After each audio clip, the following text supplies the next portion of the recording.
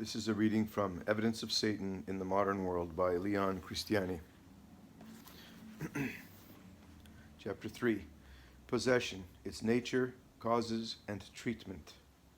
It seems advisable to explain the Catholic doctrine as to cases of possession, which are quite different from the cases of infestation, which we have just described. An extraordinary fact. There can hardly be anything more extraordinary than a case of demonic possession. Many authentic examples have demonstrated that this does, in fact, occur. No doubt there were cases of possession long before the birth of Christ.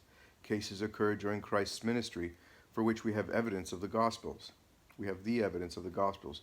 There are numerous cases in the history of the early church, as is shown by the creation of the order of exorcists from amongst the ranks of the clergy. In the following chapters, we shall give some striking examples which have occurred, selecting, as far as possible, the more recent cases. Catholic theology has, of course, dealt with the problem and can provide a documented theory of demonic possession. Whilst the Roman ritual, the official basis of each ecclesiastical action, indicates the symptoms by which true possession can be recognized and the way in which it is to be treated, the treatment is purely and simply exorcism, which we shall deal with later. With regard to the nature of possession and its causes, we cannot find a better or more accurate guide than Monseigneur Sodreau, The Mystic State and the Extraordinary Facts of Spiritual Life. Footnote, L'état mystique et les faits extraordinaires de la vie spirituelle, 2nd edition, Paris, Amat, 1921, chapter 22, Faits préternaturels diaboliques. If demonic possession has sometimes been compared with the incarnation, it is solely by way of analogy. Possession is an imitation, or as one might say, an aping of the divine by Satan, a caricature of the incarnation. Monseigneur Sodreau hastens to add, possession never goes as far as animation. This means that the devil does not take the place of the soul of the possessed person. He does not give life to the body, but without our knowing how, he gets control of the body, takes up residence in it, either in the cerebellum or the bowels, and in every case in the nervous system. Thus he deprives the soul of its normal mastery over limbs and body. He distorts the face into a strange, demonic cast which expresses his fury and frustration, his pride, his purposes, and, when under the hammer of exorcism, his suffering. The devil seems to look out of the eyes of the possessed, to speak through his mouth, to the extent that he often uses language of an extreme coarseness, even if his victim should happen to be a gentle, well-bred person to whom such language would be totally foreign. And since devils are numerous, and each has his own personality, they leave their own mark on the possessed person, so that one may distinguish which particular devil is operating in cases of multiple possession. We should, however, note that this demonic action is conditioned by the nature and character of the possessed person.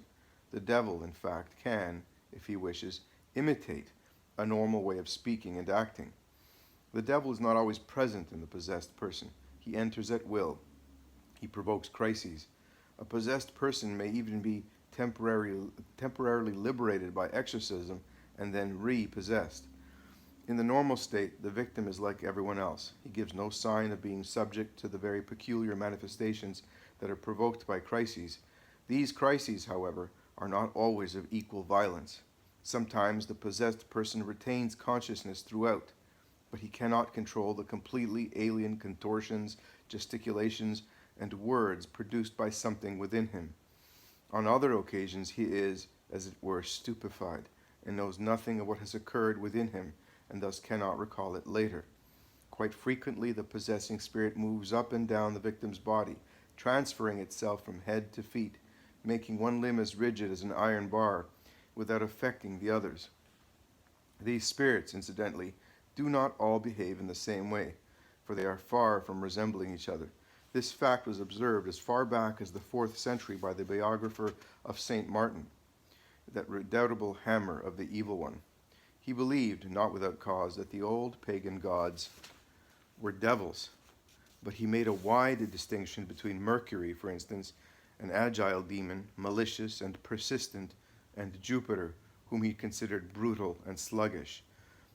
Jovem brutum et ebetum esse dicebat. Similarly, in John Cassianus, the Abbe Serenus declares, not all devils show the same cruelty or fury, just as they are not all endowed with the same strength and malice. We shall see later that there is a devil of pride, Satan, a devil of avarice, Beelzebub, and a devil of impurity, which took the name Issachar in a case of possession which we shall study later. But there are also devils of sloth, of intemperance, blasphemy, etc. This does not mean that because a devil has, as it were, specialized in one form of evil, he cannot therefore practice the other forms as well. Neither are devils always of equal strength. Some are driven out with little trouble by exorcism, never to return again. Others resist a long time, refusing to depart or returning again and again. As Monsignor Sodro remarks, when the trouble is caused by the first kind of devil, a few prayers or pious observances or a few adjurations are usually enough to put an end to the matter. In the most celebrated cases of possession, however, the exorcists have had to wage a long and bitter struggle with what seem to have been veritable princes of darkness. In a later chapter, we shall describe a special case in spite of 6 years' work. In a later chapter, we shall describe a special case which, in spite of 6 years' work and many vicissitudes, is still not cured in 1959. Causes of possession. Natural good sense would tend to suggest that the first responsibility for a case of possession lies in the faults of the possessed person. This is not so. Cases of possession are, in fact, very varied and relatively few in number. If we agree with Professor Lermite, to whom we shall refer later, that they are more numerous than is believed, this does not necessarily imply that they occur in a high percentage of sinners. If the devil was allowed to attack us as and when he wished, mankind would be thrown totally off balance. We should no longer be masters of our own destiny, and God's work amongst us would be diverted from its purpose. This is inconceivable, and however powerful the spirit of evil may be, it is still true that the dogs are chained. Whether it be a case of infestation, as with the Curé d'Ars, or cases of obsessions or possession, nothing happens except by God's permission. The evil spirits can only act on us to the extent, as is said in the book of Job, that they obtain the permission of God, the Lord of all. The case of Job himself, afflicted by satanic infestations, is a proof that the faults of the victim have nothing to do with his ordeal. In the case of Curé d'Ars, we have, if possible, even stronger proof. The assaults of the devil have a meaning, and we suggest that it is possible to know what this meaning is. Possession in general, and the more spectacular cases of bedevilment, which we have already quoted or shall describe later, are proofs of the existence of a supernatural world in which so many persons no longer believe. God gives a free hand in certain cases to the pride or homicidal envy of a particular devil in order to outwit a more general strategy. To use Baudelaire's well-known phrase, the devil's deepest wile is to persuade us that he does not exist. It is interesting to recall that Baudelaire, born in 1821, died young in 1867. It was just at the time that he was formulating this explanation that, as an exception to this general strategy, there occurred demonic infestations at Ars, at Lourdes, at Lyon, in Alsace, and other places which destroyed any possibility of believing that the devil does not exist. But if infestations, or even the much more serious possessions, are not always attributable to the faults of the victims, it does happen that such faults may be the precipitating factor in such misfortunes. The Abbé Sodro quotes numerous cases in the past. Then he adds, referring to a recent case, "We know of a recent case, which may still not be cured, of a woman to whom this happened after saying a prayer to Mercury on the advice of an old woman who claimed to be a healer." Sortilèges. In many of the cases we shall mention, it seems that the original cause of the possession was a malefice, or what the general public usually calls a spell. The Abbé Sodro is quite definite on this point. One of the most frequent causes of demonic persecution is a malefice, and he adds that these malefices are the devil's sacraments. The devil acts through sortilèges, the secret of which he has entrusted to his adherents. Amongst pagan people, it is still normal for the sorcerer to enjoy some form of authority and preeminence. Everyone hates him, but also fears him and seeks his aid. He has powers which are believed to be supernatural. He is expected to exercise a certain control over illness, natural forces, and even over meteorology. The sorcerer has not entirely disappeared, even from countries with a long Christian tradition. In country districts, you can still find persons credited with considerable and mysterious powers. These powers operate through what are called charms or spells. It is true and regrettable that a great deal of this belief in their efficacy is derived from superstition, but it remains to be shown whether this belief is entirely unfounded. The ritual, in any case, recognizes the existence of charms and enjoins that they should be combated. There are prayers against charms in the ritual. It would seem that the devil, having established his own ritual for the casting of spells, is obliged to act if the sorcerer observes the formulae he has described. We have been informed that copies of these demonic rites are still in circulation in the French countryside. Books such as The Red Dragon and Albertus Magnus give the magical formulae which must be employed to injure the objects of one's dislike or jealousy. A sorcerer casts a spell, and these spells are not always harmless. This has been suggested as a possible explanation of the ups and downs which can occur during exorcism. The devil flees before the beneficent power of the exorcists, but later returns to the attack. One might almost say that he has gone to complain of his sufferings to the sorcerer who set him to work, and that the sorcerer has ordered him to return to his post. This has been clearly stated by the Abbé Sodreau. A devil who, after pious exhortation and prayer, may appear to have lost almost all his strength, will sometimes show signs of renewed vigor, and when questioned by the exorcist will be obliged to admit that he owes his renewed strength to magic practices. Spells, therefore, are effective, and they owe their efficacy to demonic forces. The Abbé Sodreau makes this clear when he says nearly all well-known cases of possession were due to malefice. For instance, the case of Madeleine de la Palude or Louise Capel of Marseille, the Ursuline nuns of Loudun, and the Sœurs Hospitalières of Louvière. But the spells themselves are not always of the same strength, and they are the more effective, the more sinister the form in which they are perpetrated. From time immemorial, and even today, there have been forms of sortilege which were deliberately sacrilegious, such as the profanation of the host or the impious celebration of the Black Mass. A celebrated trial in the 17th century revealed that the malefices were based on infanticide, crimes against nature, and sacrilegious masses.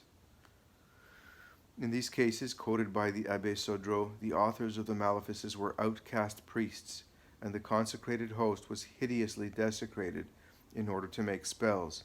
Finally, there is reason to believe that there is some terrible hierarchy among these sorcerers or casters of spells, which reserves to the most perverted and malevolent amongst them the power to recruit, as one might say, Lucifer's most formidable lieutenants, or even Lucifer himself. Some aspects of this demonic action are still open to conjecture, but that there have been, and still are, pacts with the devil seems to be well established.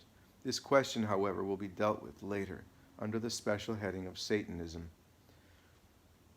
Unclarified mysteries. Having dealt with the first two causes of possession, the faults of the victim, or as is more frequently the case, the malefices used against him, the list of possible explanations is still, according to the Abbé Sodreau, not exhausted. There remain cases which do not fall into either category. Possession can be, and surely sometimes is, an ordeal allowed by God, as in the case of Job or the Curé d'Ars, without either infestation or possession being attributable to malefice or the faults of the victim. The devil receives or obtains at his own request permission to act.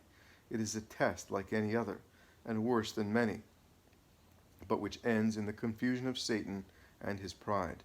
The Grappin, who finally became an old friend of the Curé d'Ars, had no success to boast of, although he had vented on him the full force of his raging spleen. The Curé d'Ars was stealing souls from him. He harassed him unceasingly, without being able to overcome him. We shall later describe in the case of Antoine Gay, a devil who was authorized to possess a man and then was never allowed to leave him. This case deserves our special attention, but the Abbé Sodreau mentions another very similar case, that of Nicole Aubry of Vervain, the story of whose possession excited the whole of France in 1565. She had not been put under any spell. During the exorcisms, the devils declared, most unwillingly, that this possession had occurred by the will of God, to bear witness to the power of Catholic exorcism, and thus to induce the Calvinists of the district to seek conversion. These devils added that they suffered greatly through thus testifying against themselves and through possessing the woman in question.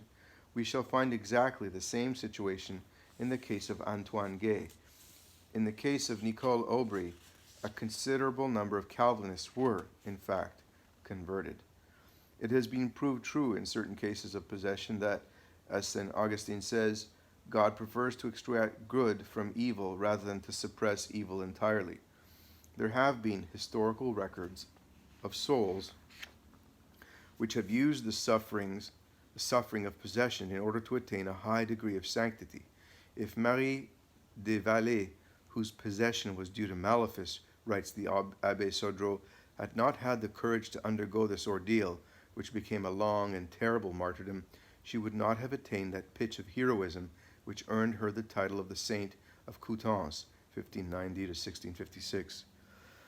There is also, as everyone knows, the celebrated case of Father Surin, whose ordeal of possession lasted for 30 years and was the undeniable source of his very great merit. We know of cases which are impervious to exorcism to such an extent that the devils themselves are obliged to admit that they would willingly depart to avoid the pain inflicted on them by exorcism, but that they cannot leave because God does not permit it. In the historic case of Madeleine de la Palude of Marseille, which we have already mentioned, exorcism led, in 1611, to the departure of Asmodeus and 2 other anonymous devils, but by divine permission there remained one, Beelzebub, who would indeed have left had he not been compelled to remain captive in her body. In similar cases, one of the most striking of which occurred fairly recently, the exorcist may succeed in loosening the fetters of possession. One woman, for instance, prevented from going to confession and communion, succeeded in doing so from time to time as the result of exorcism, but the devil would either not be completely expelled or would return. In this case, the victim was aware of her state and accepted it, knowing the spiritual strength she could draw from it. She knew that she was possessed of a devil, raging like a beast in her heart, but unable to do her any lasting harm. The victim of possession, writes the Abbé Sodreau, continues to suffer, but these sufferings are invaluable to the Church, since the devil can now only act upon a soul he all unwillingly renders more saintly, and countless weaker souls thereby escape his attentions. Father Boulet, a recent biographer of Saint Jean Eudes, declared that there were in his day, that is, in 1907, more than 30 persons who had thus willingly accepted the role of victim for the salvation of souls. Referring to this, the Abbé Sodreau adds, "We know of several others in other dioceses who were unknown to him and therefore not included in this total. A modern and very active exorcist has also told us that there are such victims who offer up their sufferings for the clergy of today who are in such need of it. However, we should not believe there is no compensation for such dedicated souls. Most of the time, it is quite the contrary. When devils take possession of a truly religious person," continues the Abbé Sodreau, "God often grants the faithful soul special help from heaven, which is a counterweight to the extraordinary ordeal imposed from below. If there are demonic visions, there are also frequently celestial visions. If the devils strike, the guardian angel brings comfort. The saints to whom one has prayed, the angels one has invoked, sometimes ward off the malefice of the devils and aid in the performance of acts of merit, which weaken the enemy and speed the soul towards perfection." To sum up, cases of possession are only the extreme limit of a field which embraces the whole spiritual world, the field of conflict between good and evil, between the city of God and the city of Satan. Seen in its proper context, possession is only a rather startling episode in this battle for souls. Its justification lies in this very element of visibility. If it is true that the devil's deepest wile is to persuade us that he does not exist, here he is guilty of the most flagrant self-contradiction, revealing himself most openly in the illogicality of possession. Far more terrible than these extreme cases are the cases of invisible possession, cases where Satan has no need to reveal himself, although he is more than ever present, and whispers his diabolic suggestions into the ears of those who are already his own. This was surely the case with that apostle whose name is hardly ever mentioned in the Gospels without the epithet of the betrayer. No doubt he had not literally invoked Satan, but in the Gospel according to St. John, it is expressly said that after he was given the piece of bread at the Last Supper, the devil entered into him. St. Augustine, commenting on this verse, remarked, "He entered in order to possess more completely one who had already abandoned himself to him." Treatment. It is clear that there must be a remedy for demonic possession. There is no predestination to evil and damnation, and God therefore would not abandon his creatures to the power of the devil without providing them with sufficient means to escape his domination. The remedy provided by God is what we call, by a word taken from the Greek, exorcism, which signifies adjuration. But there are very precise rules governing the use of exorcism. The first thing to be done is to make sure that it is really a case of possession and not an illness of a natural kind. Reason alone would suffice to suggest the method to be employed. If the subject manifests the presence of an indwelling intelligence other than his own, it is possession and not illness. Later we shall give the exact rules laid down on this essential point by the Roman ritual. But every author is agreed that the onset of possession is usually most insidious. The devil has long known that exorcism is of general usage in the church, that it has tremendous power over him, making him suffer physically and morally, that is to say, in his pride. In order to avoid exorcism, he tries for weeks and even months to conceal the fact of possession. In one case, which we shall mention later, regular exorcisms did not start until 3 years later. Satan's purpose seems to have been, in this particular case, as in many others, to make the possessed woman appear to be mad, so that she would be confined in a psychiatric clinic and deprived of any spiritual intervention. This diabolic strategy had already been exposed by Father Surin in the 17th century.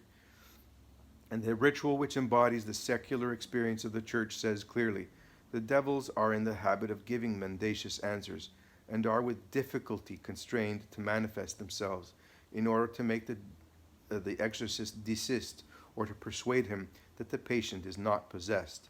These tactics of silence and anonymity are all the easier in that nowadays many doctors, even if they are believers, do not admit the possibility of possession and treat these patients by natural methods, which leaves the devils unperturbed.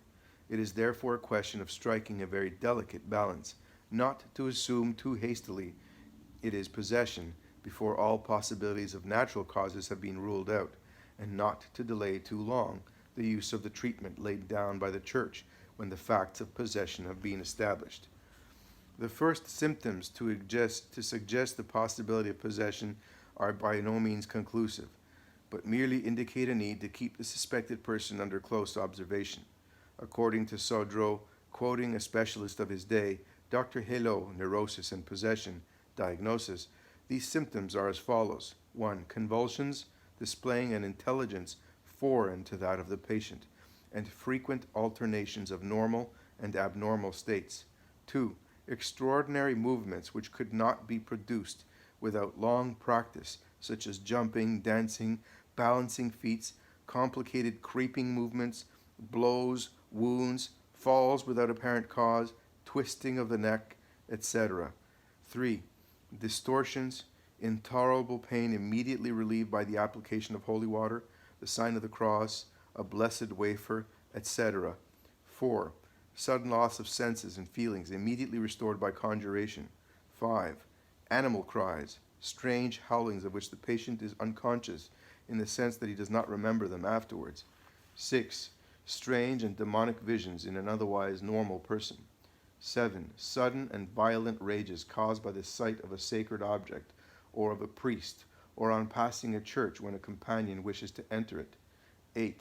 Inability to swallow or retain blessed food or drinks. All these symptoms, whether isolated or together, are only indications. They sound a note of warning. When they are observed, all one's courage is needed. The exorcism will be a battlefield, and the battle may be long and hard. There must be no weakening in face of the difficulties which may arise. The ritual pronounces with every reason, the devils erect all possible forms of obstacle in order to prevent the patient being exorcised. It is, of course, essential to consult one or more medical men to obtain their opinion of the case, provided that they are both competent and prudent. That is to say, that they are not unreasonably prejudiced against the possibility of possession, which would lead to a deadlock. Dr. Helot remarked of some of his colleagues, "They have ears, but do not hear." It is obvious that it would be regrettable to start on a process of exorcism that was not justified, as this would cast discredit on the Church. But it would be equally unwise to postpone exorcism indefinitely when it is the only means available of bringing relief to the unfortunate sufferer. For if help is not available at the right moment, it is not only nor even principally the body which is endangered, but also the soul. Once it has been agreed that exorcism is necessary, it should be undertaken without delay, and the exorcist, having prepared for his task by prayer and fasting, all the resources of the Church should be brought to bear. Such intervention is not optional. Just as secular law considers it an offense not to go to the assistance of a man in danger, so theology considers it a sin in those who have the cure of souls not to go to the assistance of someone undergoing a demonic assault. Such is Sodro's opinion. Moreover, theologians who have written ex professo on the subject declare that there is mortal sin in anyone who has a cure of souls if he does not proceed to exorcise the possessed. It is therefore clear that there is mortal sin in opposing an exorcism and in preventing help from reaching the unfortunate souls who have to suffer such a terrible spiritual and physical ordeal. Established cases. We come now to the evidence required by the ritual to constitute indubitable proof of possession. This evidence consists, in the main, of indications in the patient of an obviously alien intelligence. Such indications are, according to the ritual, as follows. 1. Speaking an unknown language, or understanding someone who speaks it. 2. Revealing distant or hidden events. 3. The exercise of strength beyond the normal capacity of the patient, allowing for his age and constitution, such as being suspended in the air without any point of support, walking head downwards with the feet against the ceiling or an arch, remaining motionless in spite of the combined efforts of several strong men, etc. The examples given are not actually in the ritual, but form part of an authorized commentary on it.